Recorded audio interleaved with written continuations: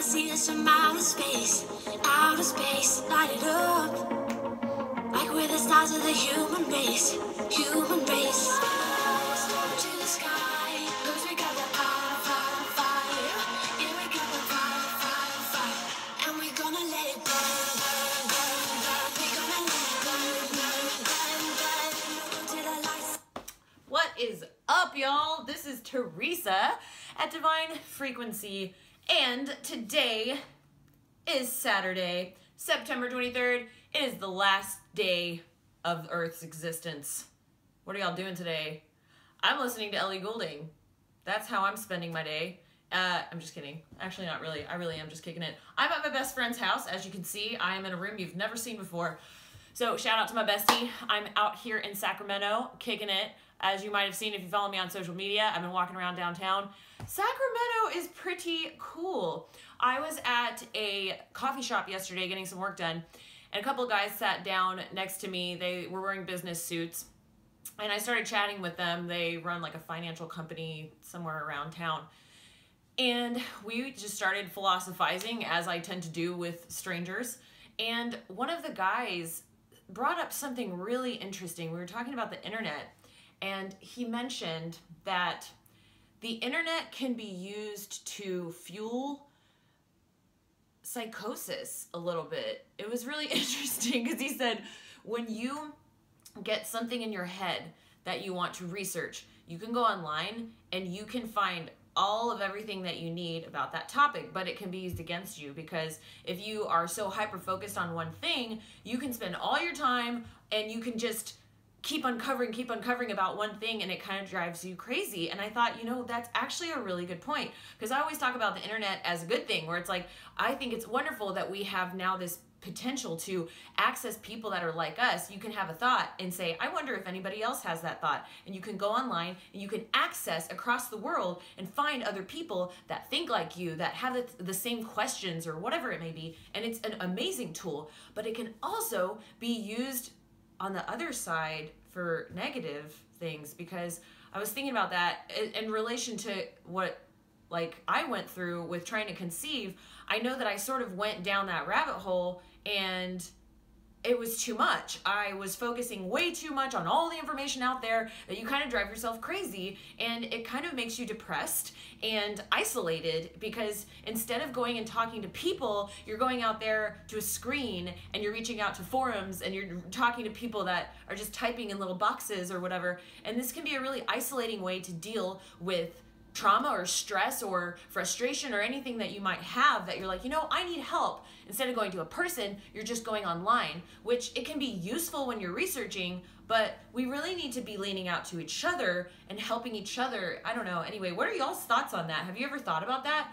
I mean, I've thought about it before, but the way that this guy put it just sort of clicked in my head in a new way, because it was more than just that. It was like, you can focus on a topic that you're interested in and then beat the dead horse, and now it's like you need to have balance in your life. The internet is a great way to throw yourself off kilter. Does that make sense? So I encourage you to, if you have this in your life and you're realizing, you know what, Teresa's hitting a nail on the head right now, I think I'm focusing way too much on XYZ, try to find a way to balance that out, because it can make you depressed or neurotic a little bit. I'm really interested in hearing the comments on this. Anyway, that's really all I had today. I just wanted to drop that thought on you, and that's pretty much it. I was reading an article today about dealing with emotional pain and stress, and I actually dropped it on Facebook. I'll link it below as well, but it's by Deepak Chopra. He's really, really smart. I really like reading his stuff. But he was talking about when you are feeling emotional stress, if you meditate, you can focus that feeling onto a part of your body. Like, where is that centralized? Like, I don't know about you guys, but I tend to hold my stress in my stomach or in my back, like in my shoulder blades. But when you focus on that and then you look at that stress and then you go, okay, how can I release this stress? And when you pull it into your body, it takes it away from blaming it on someone else.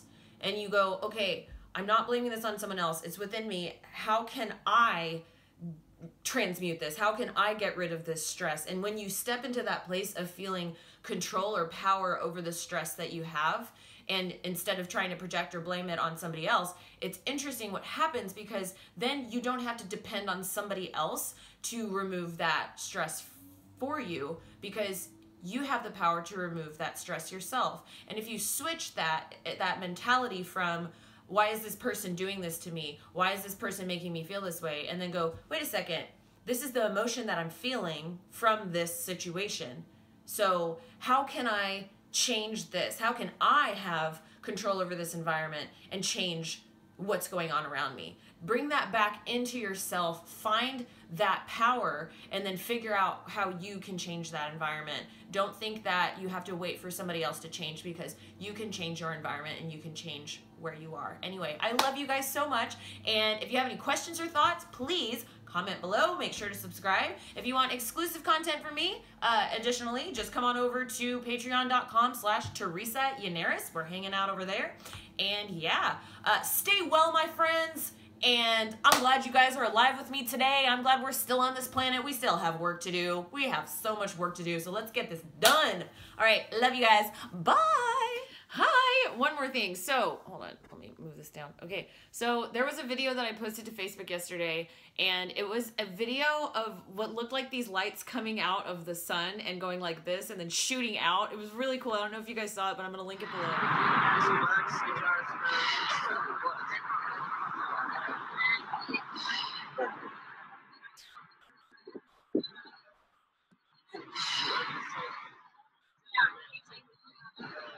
It looked like it had been uploaded about a month ago, but it just came into my field because it's been kind of shared around on social media. But it looks like the woman who shared it or uploaded it, she's from France.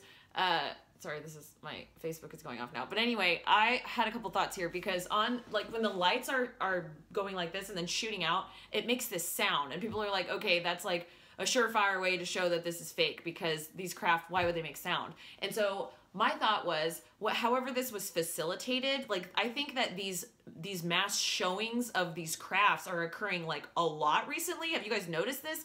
And it was really cool because they're just being blasted around social media all over the world, especially recently. And it's, I think, this like prepping of disclosure, where it's like, okay, let's start showing these craft in the sky. Let's get people prepared, get the collective consciousness primed for this. And so what I think might have happened is, however this was facilitated, the sound was included, was initiated, and to be a part of this event, so that it would get people looking up in the sky.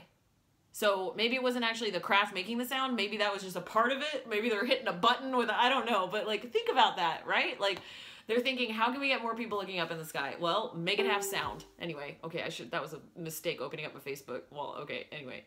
Close. Okay, anyway, just a thought. I will link that, and let me know what you guys think.